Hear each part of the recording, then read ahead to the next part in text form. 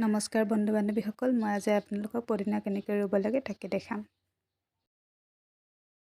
পদিনা ঠাৰিবোৰ সৰু সৰু কৰি ল'ব। তাৰপাছত এটা টাবত মাটি দি লৈছোঁ। এইখিনি অকণমান ককপিত মিলাইছোঁ আৰু একো দিয়া হোৱা নাই। পদিনা ঠাৰিবিলাক সৰু সৰুকৈ ঠাৰিবিলাক ৰুই দিছোঁ। এয়া দেখিছে, কিছুমান ঠাইত শিপা আছে, সেইবিলাকো এনেকৈ ৰুই দিছোঁ। কিছুমান ঠাইত শিপা নাই, তথাপিও সেইবিলাকৰ পৰাই ওলাই যাব। বেছি ডাঙৰ টাব নহয়, এইটো সৰু টাব হয়। সৰু টাবটোতে দিছোঁ। বেছি জোৰে ৰুব নালাগে, অকণমান মাটিটো খানি ৰুই পনা হ'ব।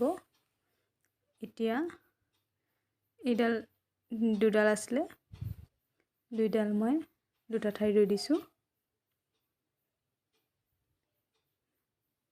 দেখিছে, পদিনা ঠাৰিবিলাক সোনকালে শুকাই নাযায়, অলপ বালিয়া মাটি হ'ব লাগে। এইখিনি মই বালিয়া মাটিয়ে লৈছোঁ। বালিয়া মাটি হ'লে পদিনাবিলাক ভাল হয়, বাঢ়িবলৈ সুবিধা হয়।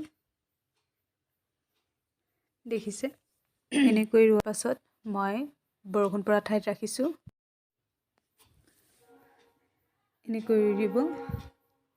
আপোনালোকে বটলতো ব্যৱহাৰ কৰিব পাৰে, বটলত ৰুই দিব পাৰে, কিন্তু মই টাবতে লৈছোঁ।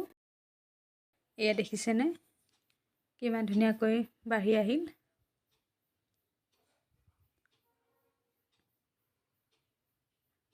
বটলত ব্যৱহাৰ কৰিলেও ধুনীয়া দেখি, সোনকালেও বাঢ়ে। এতিয়া মই টাবত দিছোঁ, খাব পৰা হ'ল।